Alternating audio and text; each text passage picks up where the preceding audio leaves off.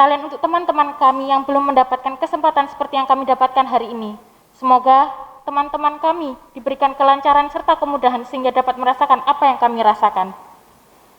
Demikian sambutan yang dapat saya sampaikan. Semoga kami selalu mengingat tanggung jawab dan amanah dalam mengemban gelar baru yang kami dapatkan, serta menjadi pribadi yang senantiasa bermanfaat bagi sekitar kami. Mohon maaf bila ada kata yang kurang berkenan. Terima kasih atas perhatiannya.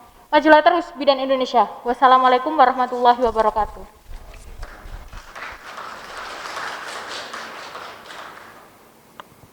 Terima kasih kepada Bidan Alifina Iza. Hadirin yang terhormat, berikutnya marilah kita dengarkan sambutan yang akan disampaikan oleh Kepala Bidang Pendidikan dan Pelatihan Rumah Sakit Umum Daerah Dr. Sutomo Surabaya, kepada Dr. Erwin Asta Triono, spesialis penyakit dalam konsultan penyakit tropik infeksi. Kami persilahkan.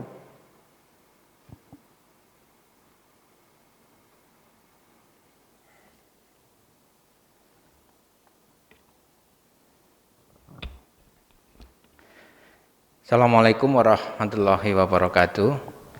Selamat pagi, salam sejahtera untuk kita semua. Yang saya hormati Rektor Universitas Airlangga, dalam hal ini mungkin ada yang mewakili. Yang kedua saya sampaikan yang terhormat Bapak Dekan Fakultas Kedokteran Universitas Airlangga, Profesor Dr. Budi Santoso SPOG Konsultan, Koordinator Program Studi Dr. Budi Prasetyo SPOG Konsultan, beserta jajarannya, para bidan yang dilantik hari ini. Puji syukur kita sampaikan kepada kehadirat Allah Subhanahu wa Ta'ala, karena hari ini nikmat sehat yang paling kita butuhkan. Di era pandemi ini nggak ada yang nikmat terbaik kecuali nikmat sehat, sehingga kita hari ini bisa berkumpul bersama di sini untuk kegiatan pelantikan bidan tahun 2020 Fakultas Kedokteran untuk sesi 1 dan 2. Bapak Ibu, adik-adik semuanya, jujur aja kita bangga karena pada situasi seperti ini kegiatan proses belajar mengajar tetap bisa menghasilkan produk-produk terbaik yang kita punya, ya. Karena gimana pun dengan era pandemi ini, segala macam inovasi tetap kita harus kerjakan. Karena di lapangan sangat membutuhkan adik-adik semuanya, sangat membutuhkan, ya. Dan yang paling kita takutkan adalah isu COVID mengalahkan isu lain yang mungkin jauh lebih penting, yaitu target di program nasional untuk menurunkan angka kematian ibu maupun angka kematian bayi. Sehingga betul-betul harus dipahami dengan baik, sehingga pelantikan ini nanti diharapkan menjadi start yang luar biasa untuk kita semua, ya. Jadi pelantikan bukan akhir dari pendidikan, justru dari awal dari pembelajaran implementasi di lapangan. Jadi salah satu isu yang dibangun adalah kita adalah saudara kandung, buat tim yang baik. Anda lulus bukan berarti lepas dari kendali kita. Boleh konsul sewaktu-waktu, supaya jangan sampai merasa sendirian. Beberapa kali kita di area-area terpencil kayak Papua, NTB, NTT, kesulitan mereka rata-rata adalah menyelesaikan masalah dengan kesulitan untuk mengakses tim-tim yang dulu pernah memberikan pembelajaran, yaitu staf-staf pengajar yang ada di sini, ya. Dan moga-moga nanti akses-akses itu tetap ada, sehingga dengan leluasa kita tetap menjadi satu tim untuk menyelesaikan masalah di area masing-masing. Bapak Ibu dan adik-adik semuanya, pelantikan ini spesial karena di era pandemi tantangannya adalah jaminan bahwa adik-adik semua ini kompeten. Karena apa? Di era pandemi kita kesulitan untuk pembelajaran offline, sehingga lebih cenderung online. Sehingga inovasi yang kita usulkan, oke lah, pembelajaran sudah selesai, tapi pada saat nanti di lapangan betul-betul masih diizinkan untuk kontak para senior di sini. Sehingga anggap aja pembelajaran offline-nya ada di area masing-masing nanti, ya. Tetap proses belajar yang berkelanjutan. Data sampai tadi malam menyebutkan bahwa tenaga kesehatan yang kena COVID itu mendekati 400. Nggak peduli dari kelompok dokter, perawat, bidan, semua punya potensi yang sama. Dan jangan bayangkan kalau COVID ini hanya ada di rumah sakit, di puskesmas. Mohon maaf sekali. Lingkungan kita mau di mal, di pasar, di lingkungan rumah juga punya potensi untuk terpapar. Sehingga protokol kesehatan yang digaungkan oleh Kementerian Kesehatan atau negara, tetap kita butuh marketing supaya adik-adik semua ikut memasarkan protokol ini pada kehidupan sehari-hari. Diri sendiri, lingkungan, teman sejawat, pasien, semuanya tetap dapat informasi protokol kesehatan dengan betul, ya. Tetap kerja profesional. Kerja profesional itu beda antara isu di dalam isu pandemi sama non pandemi, ya.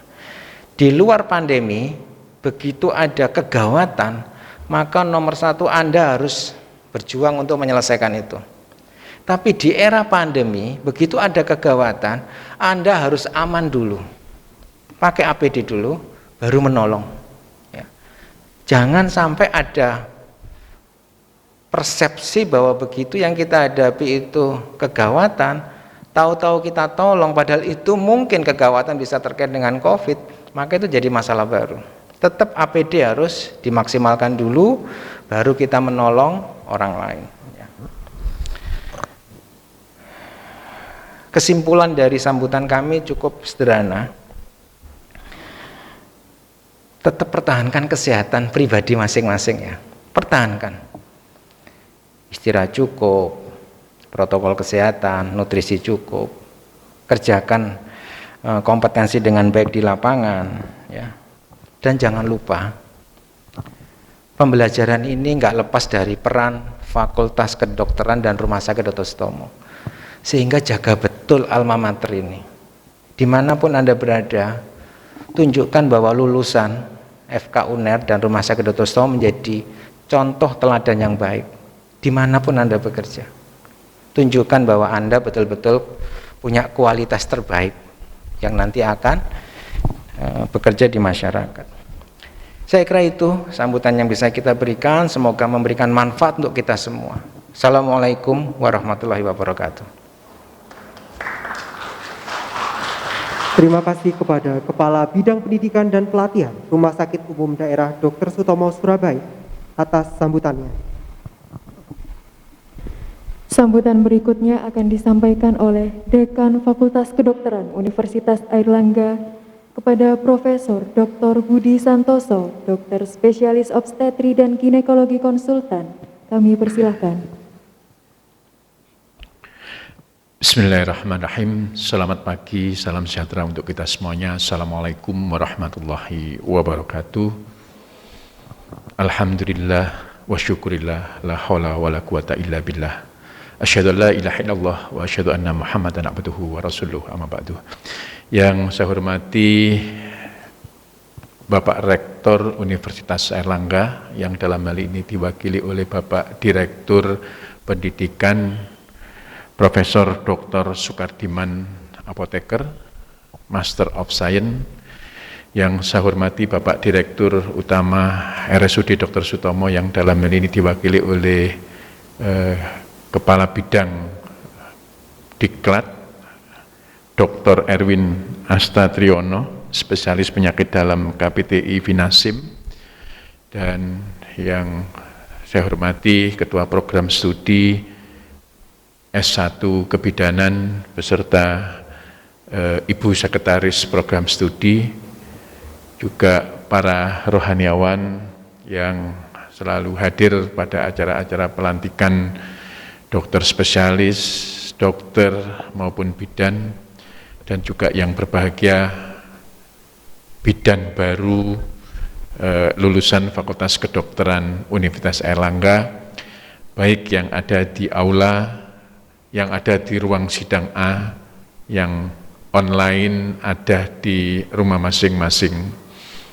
Pertama-tama mari kita panjatkan puji syukur kehadirat-Ilahi Rabbil Alamin, Tuhan yang Maha Kuasa, atas segala rahmat nikmat yang telah diberikan kepada kita berupa kesehatan, sebab sampai saat ini kita bisa menghadiri acara pelantikan bidan baik yang ada di aula, di ruang sidang A maupun juga yang ada di rumah masing-masing karena mengikuti secara online.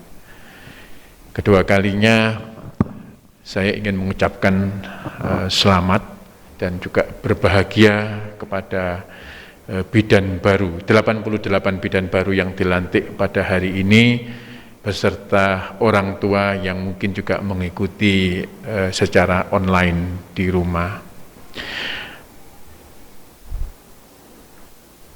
Kita mengetahui, ya, kita merasakan bersama bahwa pandemi COVID-19 ini sesuatu yang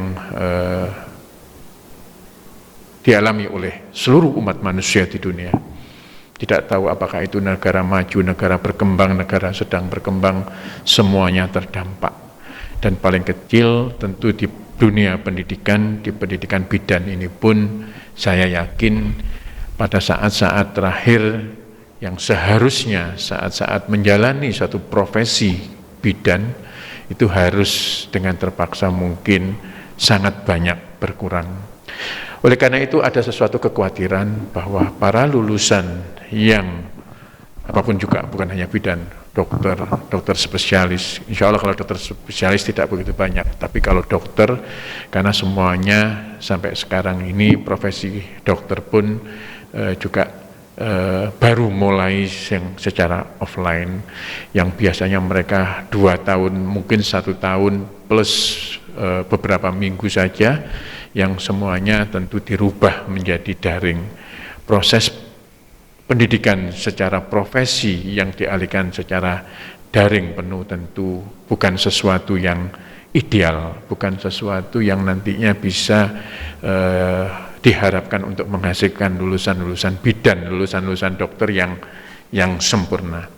Namun demikian, ini adalah bukan sesuatu yang kita sesali, tetapi ini merupakan satu tantangan bagaimana para lulusan bidan baru ini mencoba untuk, tadi istilahnya Dr. Erwin, melakukan satu inovasi-inovasi, ya, betul itu. Jadi nantinya para bidan baru segeralah bekerja, jangan takut dengan COVID, tetapi bukan berarti nekat menghadapi COVID. Kita tahu bahwa data-data, nanti kalau saya salah diingatkan Dr. Erwin, justru beliau-beliau yang bekerja di titik terdepan dalam penanganan kasus COVID, yaitu di ruang isolasi, itu mungkin saya belum mendengar ada yang sakit. Ya, belum ada yang mendengar yang sakit, apakah itu dokternya, apakah itu perawatnya, atau mungkin tenaga kesehatan yang lain. Karena apa? Karena mereka sudah betul tahu dan mereka dibekali oleh APD yang cukup, oleh APD yang sesuai dengan levelnya. Inilah yang mungkin membuat kita ini tidak perlu takut, tetapi tidak perlu nekat. Gitu. Kalau ternyata APD yang dipunyai tidak cukup untuk mempertahankan diri terhadap ancaman COVID-19 ini, ya tentu jangan nekat, ya. Sebaliknya pun kalau pengetahuan para bidan-bidan baru terhadap COVID, cara penularannya, cara untuk mengatasinya itu kurang, ya jangan, harus dipacu untuk mempelajari dengan baik, sehingga para bidan baru tetap bisa mengamalkan ilmunya, namun juga tetap sehat. Ini yang paling penting, karena investasi yang ditanam oleh keluarga, oleh adik-adik semuanya dalam proses mencapai gelar atau keilmuan kebidanan ini, dan juga pemerintah tentu cukup banyak. Diharapkan bahwa hasil dari pendidikan ini nantinya mampu untuk ikut membantu menyelesaikan masalah-masalah yang ada di masyarakat. Tentu para bidan lulusan baru sudah memahami, sudah banyak mendengar, sudah banyak membaca, sudah banyak mempelajari bahwa problem masalah di Indonesia ini yang terkait dengan kebidanan adalah masih tingginya angka kematian ibu dan angka kematian bayi. Ini adalah sebuah tantangan yang harus adik-adik atau ibu atau mbak-mbak lah, atau mungkin juga para lulusan bidan baru ini untuk ikut berkontribusi pada upaya penurunan angka kematian ibu dan angka kematian bayi. Ini tentu jangan langsung nantinya saya ingin bekerja di kota, saya ingin seperti dosen-dosen saya, kok rasanya enak ya menjadi dosen. Kalau semuanya jadi dosen, siapa yang akan memberikan satu pelayanan di masyarakat, ya? Jadi nanti tanyakanlah kepada diri Anda masing-masing, pilihan apa yang ingin saya jalani. Saya kepingin menjadi seorang profesional bidan, ya, yang ingin mengabdikan di masyarakat. Itu adalah sesuatu yang sangat mulia. Kalau adik-adik pun ingin menempuh bahwa saya ingin belajar lagi, saya ingin menjadi dosen, itu pun juga sangat baik, ya. Jadi passionnya itu di mana para lulusan bidan baru ini nantinya, jenjang apa yang ingin dicapai, ya. Ini yang mungkin nanti proses pembelajaran terus-menerus itu harus dilakukan agar supaya secara skill, secara pengetahuan terus terupdate untuk memberikan suatu pelayanan yang terbaik di masyarakat.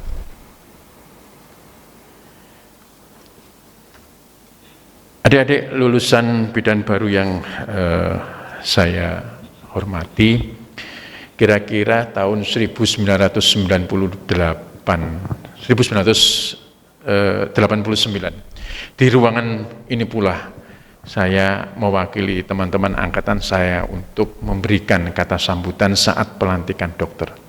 Apa yang saya ucapkan saat itu persis yang disampaikan oleh Dr. Erwin, bahwa pelantikan ini bukan akhir dari suatu proses pembelajaran, bukan akhir dari suatu proses belajar, tetapi merupakan satu awal untuk belajar terus, ya. Jadi itu yang ingin harus ditanamkan, bahwa saya sudah menggondol gelar menjadi seorang bidan, aku tak tinggal bekerja saja, aku nggak mau belajar lagi. Nanti Anda akan ketinggalan. Satu proses keilmuan akan terus harus dipupuk supaya akan mampu memberikan jawaban terhadap tantangan-tantangan yang ke depan.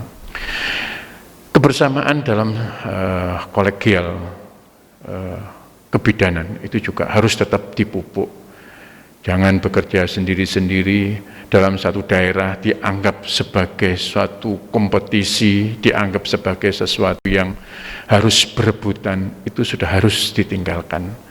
Anda harus menyadari bahwa kita sebagai manusia ada keterbatasan. Seringkali kecelakaan-kecelakaan itu awalnya dari mulai yang paling sederhana. Mungkin pasien akan datang dalam satu proses infartu yang semuanya fisiologis, yang semuanya normal. Begitu Anda lahirkan pun juga lancar, begitu Anda melakukan satu penjahitan ruptur vaginanya atau pada saat penjahitan luka episiotominya, Anda ini pasien ini merupakan satu pasien ke-6 dari satu hari. Anda sudah lelah. Pas jam 1 malam, pas jam 2 malam Anda ngantuk-ngantuknya. Akibatnya apa? Ujung episiotomi tersebut atau ujung rupturnya tersebut tidak terjahit dengan sempurna. Akibatnya apa? Anda capek, langsung tidur, tetapi di ujung episiotomi yang belum terjahit itu terus mengeluarkan perdarahan sedikit. Baru tahu 4 jam kemudian pasien presok, pasien anemia. Karena anemianya maka akan menyebabkan proses sekundernya, yaitu terjadinya atonia uteri. Ya, atonia uteri, pasiennya akhirnya Anda kirim, ternyata dalam perjalanan cukup jauh, pasien shock, akhirnya tidak tertolong. Pasien sehat, pasien berjalan datang dengan sehat, tapi pulang dalam keadaan yang tidak diinginkan. Oleh karena itu, kalau sudah adik-adik menyadari bahwa itu adalah satu diri Anda sudah lelah, diri Anda sudah kelelahan, jangan sungkan untuk minta tolong kepada teman sejawatnya, membentuk sebuah tim. Kalau saya sudah persalinan ketiga, keempat dalam satu hari ini, saya sudah cukup untuk mungkin teman saya atau asisten saya yang akan melakukan proses persalinan itu. Karena beberapa kecelakaan itu selalu berulang, ya.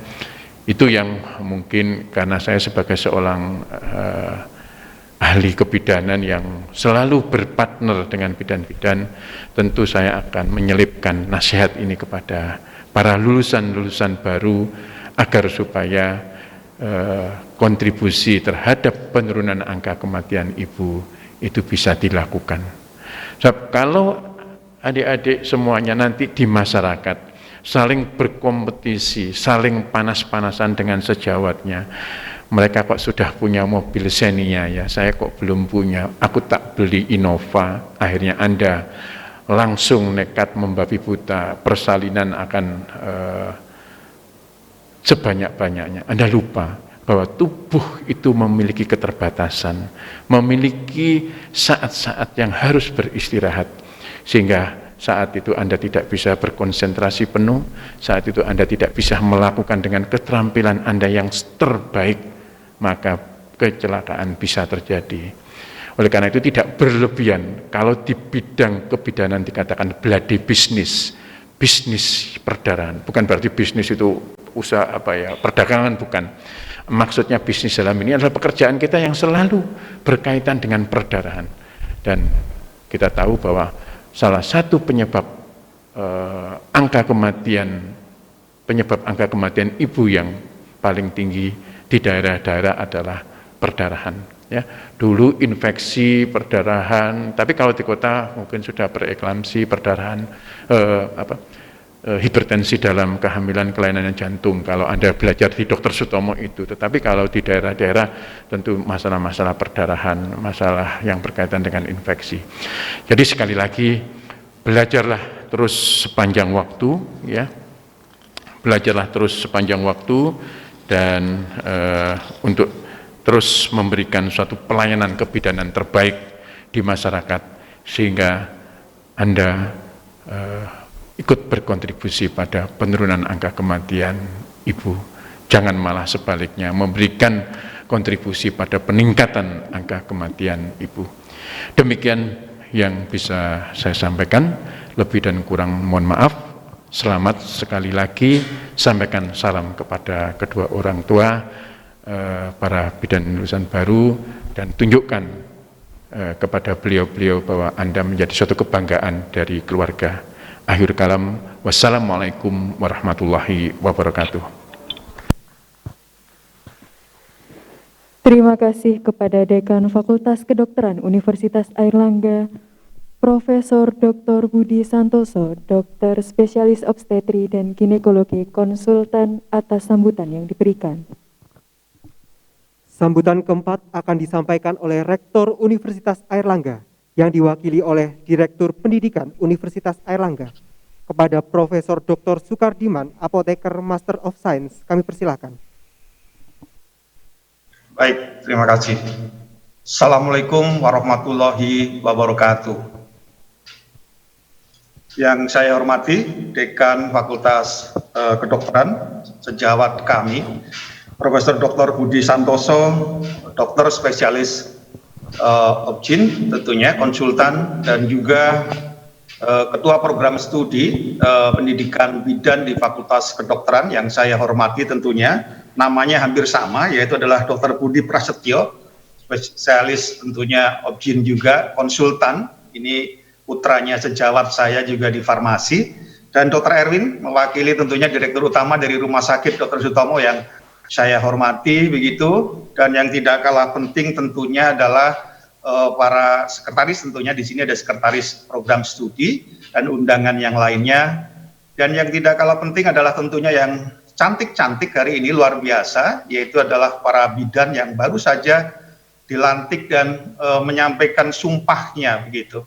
Jadi saya pertama pasti atas nama Rektor Universitas Airlangga, dan kebetulan kami hari ini mewakili, mohon izin Bapak Dekan begitu, mewakili Ibu Warek bidang AMA yang sedang melaksanakan kegiatan riset di Bandung untuk mengawal tentunya riset untuk vaksin COVID-19 merah putih.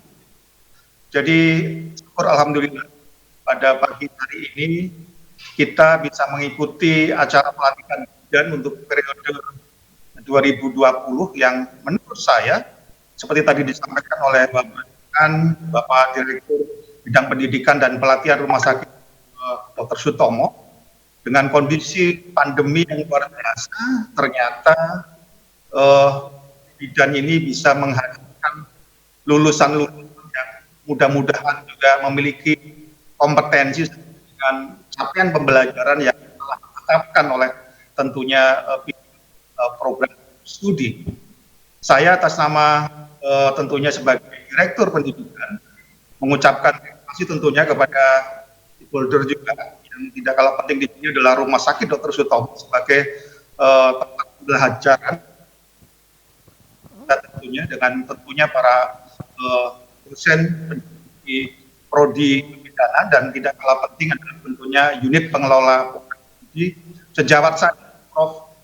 Dr. Budi Santoso ini adalah sejawat saya saat menjadi aktivis. Beliau adalah ketua senat di Fakultas Kedokteran, saya menjadi senat di Fakultas Farmasi. Dan istrinya ternyata juga di kelas saya, istrinya Pak Gus ini. Jadi ternyata dunia itu tidak selebar Kelor juga. Jadi saya reuni begitu ya, sesama aktivis ketemu di forum ya, mungkin saya di rektorat, gitu ya, Globus. Tetapi saya terhormat. Ternyata bidan ini semuanya cantik-cantik semuanya, sehingga sebenarnya Dr. Budi ini tambah muda saja karena mahasiswinya cantik-cantik. Menurut saya ini agak sedikit, tapi paling tidak saya atas nama Direktur dan ingin menyampaikan bahwa bidan adalah tentunya praktisi kesehatan yang ada di garda terdepan. Gitu. Saya setuju dengan Dr. Erwin bahwa isu COVID-19 rasanya menenggelamkan. Saya juga punya kenangan yang cukup pahit, Dr. Erwin, begitu dengan keluarga saya. Kakak saya salah satu yang meninggal juga karena bleeding juga pada saat persalinan. Ponakan saya selamat, tapi kakak saya harus mati syahid insya Allah. Dan mudah-mudahan timah begitu. Nah, jadi ingat bahwa profesi bidan luar biasa.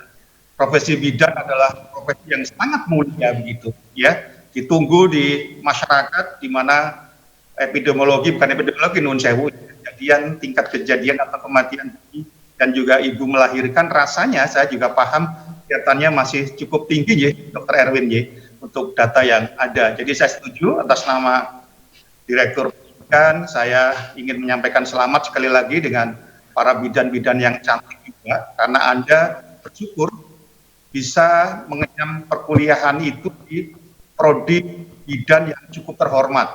Karena saya lihat kalau tidak salah prodi dari PTN itu hanya mungkin beberapa perguruan tinggi. Seperti misalnya di Unibro, di Andalas, mungkin boleh jadi adalah di Fakultas Kedokteran Universitas Airlangga. Apalagi juga Anda harus bangga karena di bidan di Fakultas Kedokteran Universitas Airlangga sudah terekreditasi internasional dengan akreditasi ASIN. Pada saat saya menjadi ketua badan penyembuh itu tentunya alhamdulillah ada 12 prodi di Fakultas Kedokteran yang terakreditasi internasional ASIN, salah satunya adalah tentunya pendidikan dan ini. Jadi tentunya dengan modal yang cukup bagus menurut saya, walaupun ada kendala karena pada saat Anda menyelesaikan tentunya semester akhir tiba-tiba ada COVID-19 sehingga kegiatan yang harusnya dituntut juga kegiatan atau keahlian psikomotor mungkin ada beberapa kendala yang dilakukan secara online. Jadi tentunya terakhir saya setuju dengan Prof. Bus, setuju dengan Dr. Erwin juga, dan tentunya KPS tadi bahwa tentunya nanti saya berharap pembelajaran ini tidak berhenti sampai di sini. Saya yakin di Fakultas Kedokteran atau juga Prodi Bidan ada kegiatan-kegiatan pembelajaran yang terus dilakukan secara kontinu yang diwadai mungkin oleh asosiasi bidan dan seterusnya. Mohon itu digunakan terus-menerus begitu. Kami tentunya dari universitas sangat memfasilitasi dan mendukung untuk kegiatan pembelajaran ini. Terakhir, kepada para bidan yang saya hormati dan para orang tua yang tentunya ada di rumah mungkin masing-masing, baik itu Surabaya atau di